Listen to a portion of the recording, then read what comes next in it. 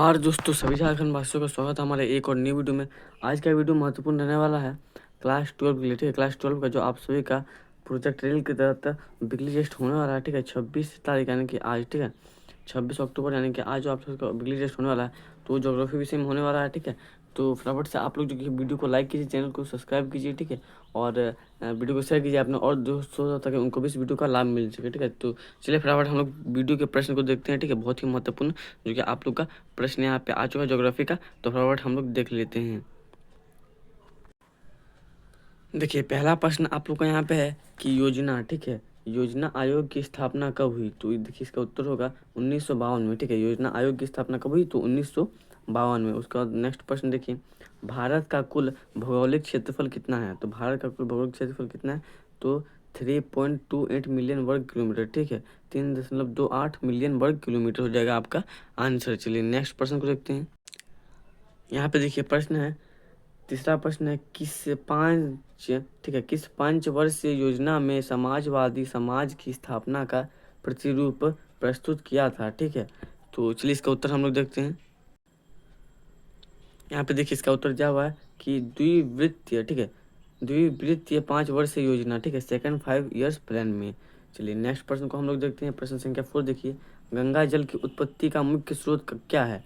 तो हिमालय। ठीक है, गंगा जल। ठीक है, गंगा जल की उत्पत्ति का मुख्य स्रोत क्या है? तो हिमालय हो जाएगा इसका राइट आंसर। चलिए नेक्स्ट प्रश्न की तरफ हम लोग बढ़ते हैं।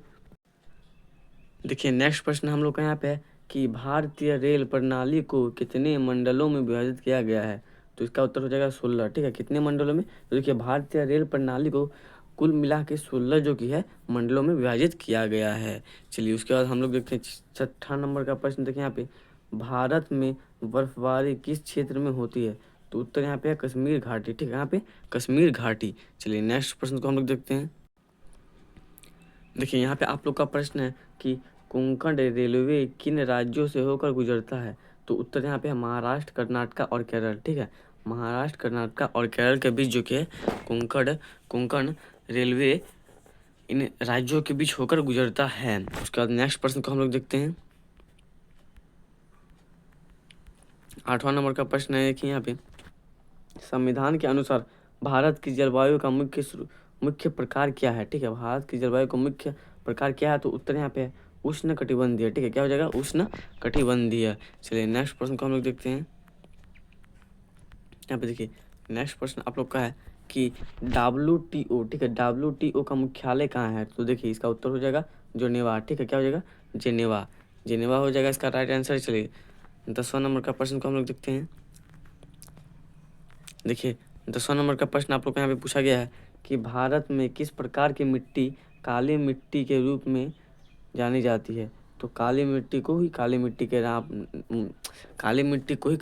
के नाम से या काली मिट्टी के रूप में जाना जाता है। इसे रेगुर मृदा भी कहते हैं। ये हो जाएगा। चलिए नेक्स्ट प्रश्न की तरफ बढ़ते हैं हम लोग।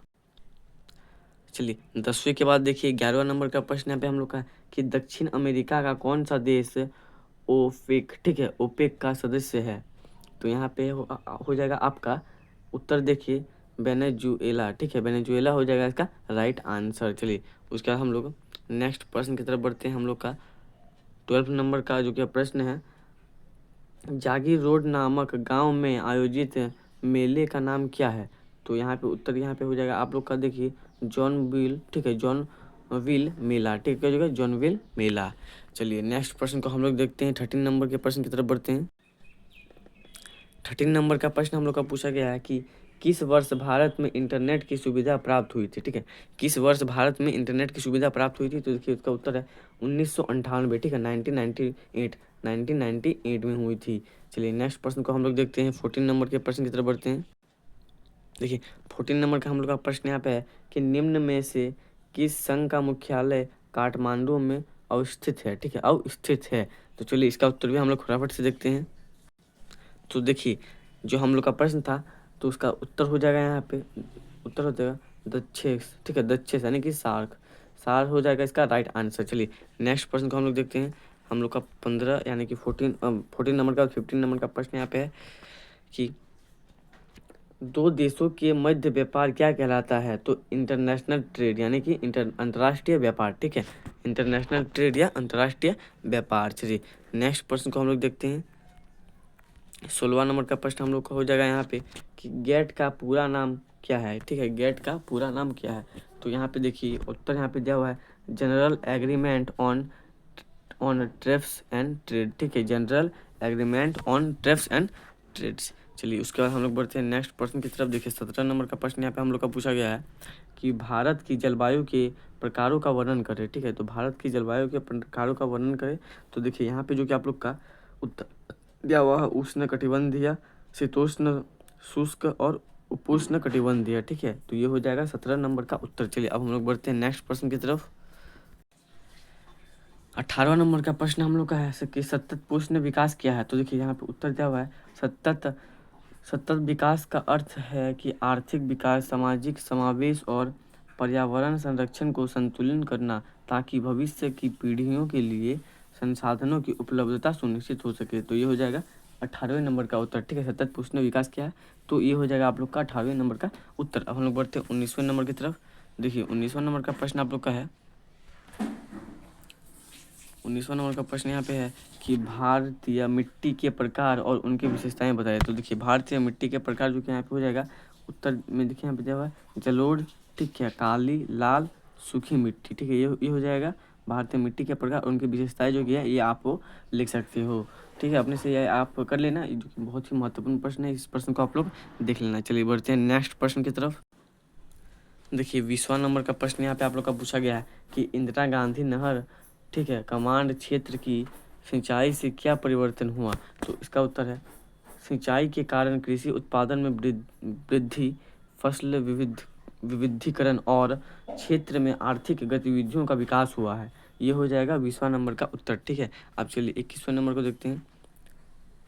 देखिए 21 नंबर का प्रश्न यहाँ पे अंतर्राष्ट्रीय व्यापार को प्रभावित करने, ठीक है, करने वाले 4 कारकों का नाम लिखें। तो देखिए पहला हो जाएगा बाजार की मांग, दूसरा हो जाएगा व्यापार नीति, तीसरा हो जाएगा परिवहन और संचार की सुविधा और चौथा हो जाएगा राजनीतिक स्थिरता। ठीक है, राजनीतिक स्थिरता। चलिए अब हम लोग बढ़ते हैं नेक्स्ट प्रश्न की तरफ। चलिए 22वां नंबर का प्रश्न को हम लोग देख लेते हैं। यहाँ पे देखिए 22वां नंबर का प्रश्न है कि भारत के प्रमुख जल संसाधनों का महत्व बताएं। ठीक है, भारत के प्रमुख जल संसाधनों का महत्व बताएं। तो चलिए इसका भी उत्तर हम लोग देखते हैं। तो देखिए 22वां नंबर का उत्तर यहाँ पे दिया हुआ है कि कृषि उद्योग और घरेलू उपयोग के लिए आवश्यक है। ठीक है, कृषि उद्योग और घरेलू जो कि है उपयोगों के लिए ये आवश्यक है। चलिए अब हम लोग बढ़ते हैं नेक्स्ट प्रश्न की तरफ। देखिए 30वां नंबर का प्रश्न यहाँ पे आप लोग का है कि भारत के आर्थिक विकास में सड़कों की भूमिका का वर्णन करें। ठीक है, भारत की जो विकास हुई है आर्थिक विकास में सड़कों का क्या भूमिका है उसका वर्णन करने बोल रहा है। देखिए उसका उत्तर कुछ इस प्रकार का हो जाएगा, आप लोग जो कि है इसको फटाफट से देख लो। देखिए सड़कें आर्थिक विकास में महत्वपूर्ण भूमिका निभाती हैं क्योंकि ये परिवहन के लिए बुनियादी ढांचा प्रदान करती है।